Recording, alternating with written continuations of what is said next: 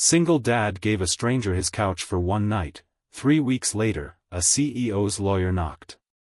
Before we begin, imagine this for a moment. What would you do if a complete stranger knocked on your door in the middle of a storm, asking for nothing more than a safe place to sleep? Would you trust them? Or would you close the door and walk away? Today's story is about one exhausted single father who made a decision that seemed small at the time, but ended up changing his entire life forever. And trust me, the ending is something you won't see coming. If stories about kindness, second chances, and life-changing moments inspire you, take a second to like this video, subscribe to the channel, and tell us in the comments where you're watching from. Now let's begin. The rain came down so hard that night it sounded like thousands of tiny stones hitting the roof. Daniel Carter sat at his kitchen table staring at a stack of unpaid bills. The small house was quiet except for the ticking clock on the wall and the occasional rumble of thunder outside. His 8-year-old daughter Sophie was asleep in the next room. Daniel glanced toward her bedroom door and sighed. Everything he did was for her. Everything. 3 years earlier, his wife Emma had passed away unexpectedly after a sudden illness. One day she was laughing with Sophie in the backyard. The next, Daniel was standing beside a hospital bed trying to understand how life could change so quickly. Since then, he had been mother and father, teacher and protector, cook and provider. And some days, he wasn't sure he was doing any of it well. Money was always tight. His construction job paid enough to survive but never enough to get ahead. Every month felt like a battle. Every bill felt like another punch. Daniel rubbed his tired eyes. The electric bill. The mortgage. The car repair. The school expenses. Each envelope seemed determined to remind him how close he was to losing everything. Then came a knock. 3 sharp knocks. Daniel frowned. It was almost 11 o'clock. Nobody visited this late. Especially not during a storm like this. Another knock. He stood and walked toward the front door. Looking through the window, he could barely make out a figure standing in the rain. A woman.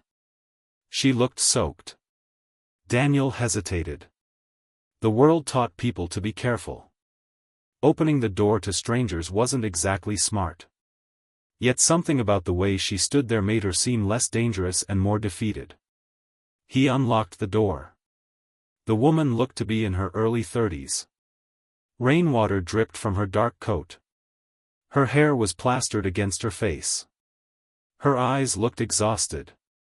"I'm sorry to bother you," she said quietly.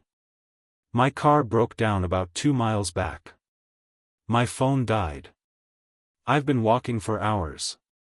I tried several houses, but nobody answered." Daniel listened carefully. "I don't need money," she continued. "And I don't want to cause any trouble. I just need a safe place to stay until morning." Thunder echoed overhead. Daniel looked past her into the darkness. Then he thought about Sophie sleeping inside. His responsibility was protecting her. But another thought appeared. What if Emma had been stranded somewhere? What if nobody helped her? The woman seemed to sense his hesitation. "It's okay," she said softly. "I'll keep walking." She turned away. Something stopped Daniel. "Wait." The woman looked back. "You can stay on the couch." For the first time all night, a tiny smile appeared on her face. "Thank you." Inside, Daniel handed her a towel. She thanked him again. Her name, she explained, was Victoria. She claimed she was traveling through town for business. Nothing more. No long explanations. No dramatic stories. Just simple answers. Daniel offered her some leftover soup. She accepted gratefully. The way she ate surprised him. Not because she was rude. Because she seemed genuinely hungry. As if she hadn't eaten properly all day. Most people Daniel knew would complain about cold soup.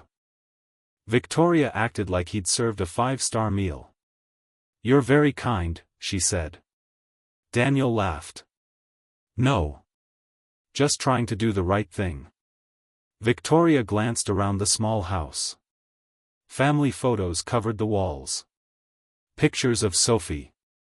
Pictures of Emma. Pictures of happier times.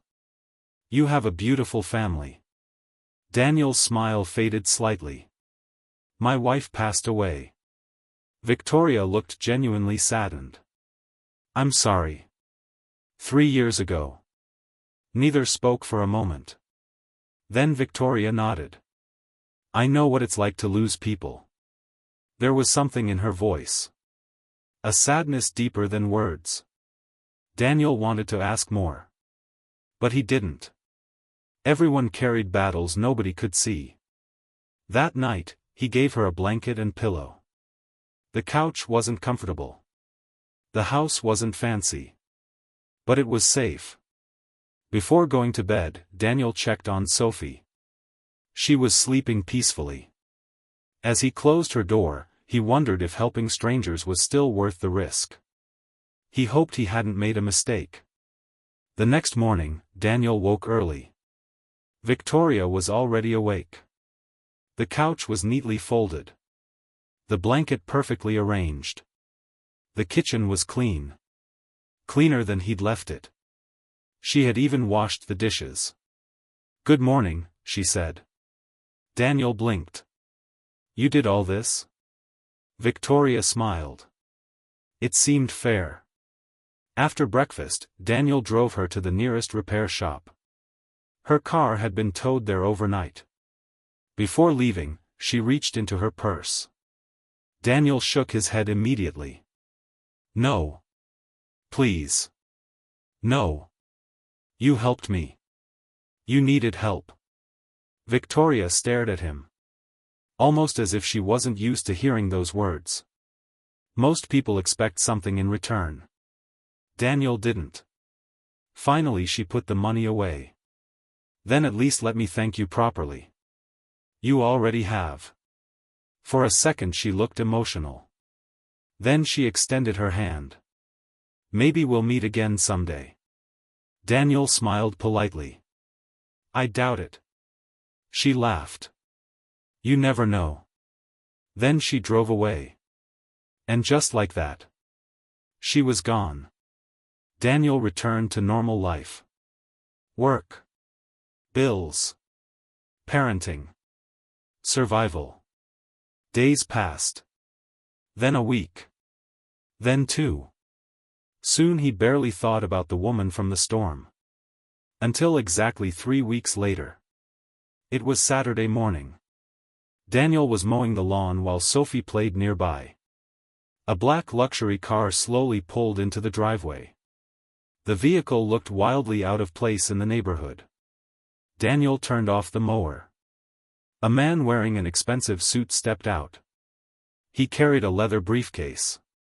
His shoes probably cost more than Daniel earned in a week. The man approached. "Daniel Carter?" Daniel nodded cautiously. "Yes." The man extended his hand. "My name is Richard Lawson." Daniel shook it. "I'm an attorney." The word immediately made Daniel nervous. Attorney? Why would a lawyer be looking for him? Had something happened? Was there a problem? Richard opened his briefcase. "I represent Victoria Bennett." The name hit Daniel instantly. The woman from the storm. His confusion deepened.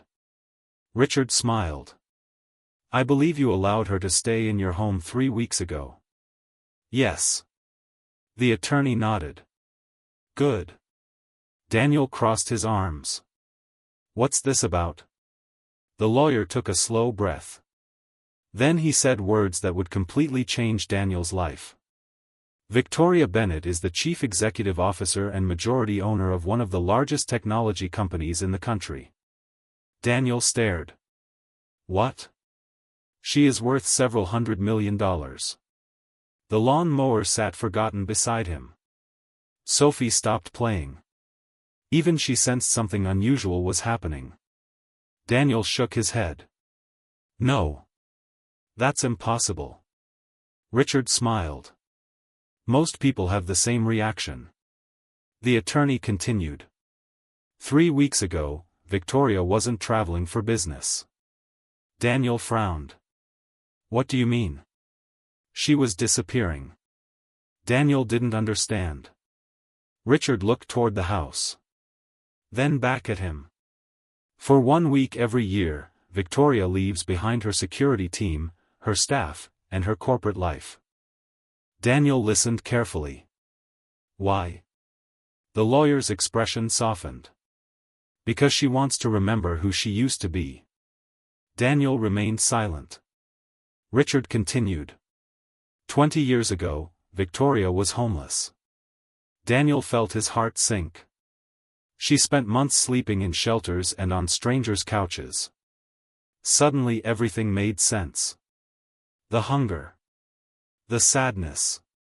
The gratitude. The way she appreciated simple soup. Richard smiled. During those years, kindness from strangers saved her life. He paused. And she never forgot. Daniel looked stunned. But the lawyer wasn't finished.